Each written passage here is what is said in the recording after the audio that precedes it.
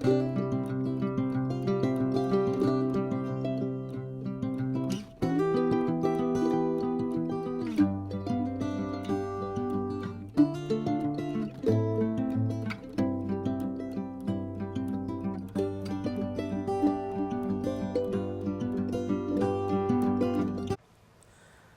again to the workshop of Wood Spun Round.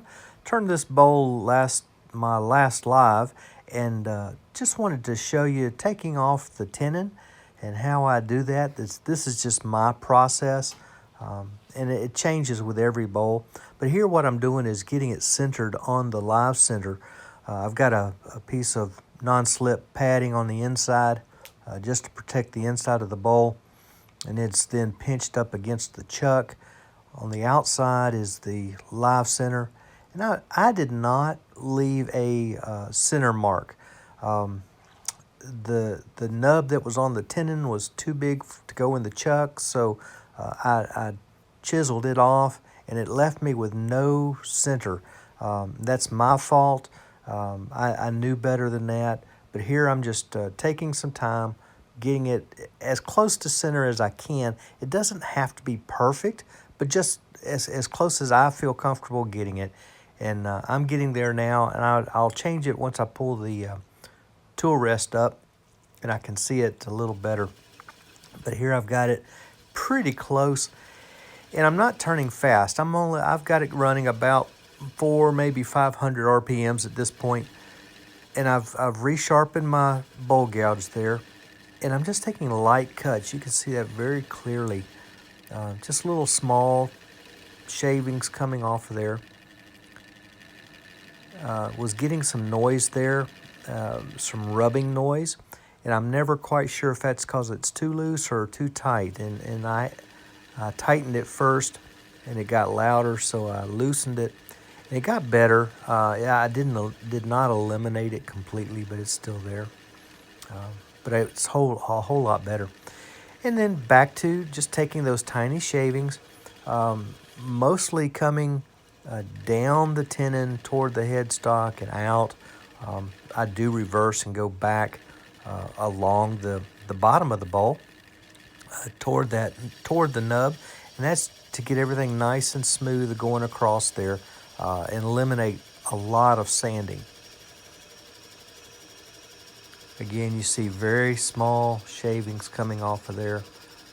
I'm not trying to hog anything off at all, because if you do, or if I do, I can knock that bowl off center quite easily.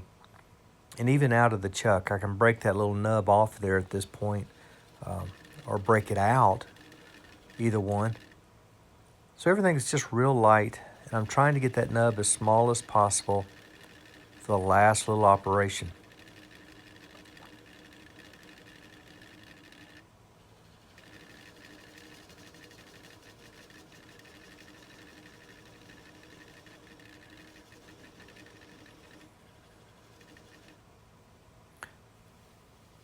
In case you did not see the live video in turning this bowl, this is a piece of hornbeam that was given to me. Before I separate that nub, I'm putting in my decoration. I want to make sure I get those in, because when I sand, I want everything kind of uniformly smooth across there. There's one final sanding operation later. Here it is. You see I'm sanding. I'm starting at 80 grit, and I'm going to work my way all the way up my grits. In this case, I'm using some different sandpaper that I normally use. Trying it out, I'm about to need to buy some more sandpaper. I'm getting low in my supply, and so I wanted to try this one out. This is one that had been recommended to me. No determination yet. So I've sanded now all the way up to about 400, and I am finalizing this nub, getting ready to take it off. Here in just a moment, you'll see me go one-handed with the gouge. And what I'm doing is putting the bevel against the bottom of the bowl, and I'm putting my left hand over on the stop button, and I'm watching that nub. When it stops, that's when I know to push the button. last couple of cuts before we start to take that nub off of there.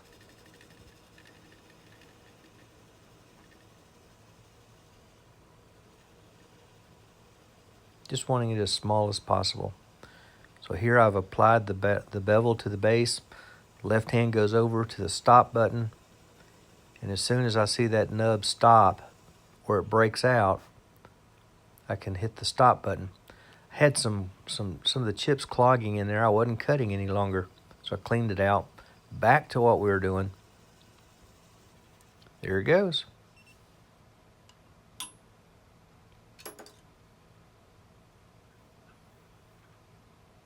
You see that tiny little nub, not much of it left. It was just a tiny bit of sanding, that little 1/4 of an inch, 1/8 of an inch to 1/4 of an inch spot, just to smooth it up. And then something I almost never show, I'm going to bring out my little engraver. This is an El Cheapo engraver that you can get at Harbor Freight. They are not a sponsor. I paid for this. This is the second one I bought. The first one I bought, I dropped it and broke the tip off. Not the tip, but I guess it's the collet housing I broke off. Anyway, I engrave it. And then I'm going to apply just a liquid wax that I put on there, spread it around just a bit, give it 10 or 15, 20 minutes to kind of set into the wood, and then I hand buff it off. It works out really nice. Just hitting it with some 320 there just to knock off the fuzzies.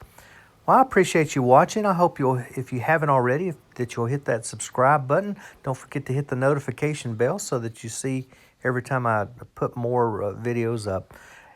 Hit the like button if you would. That helps most of all. This is Doug at Wood Spun Round. And until we meet again, I hope you're able to spin them round.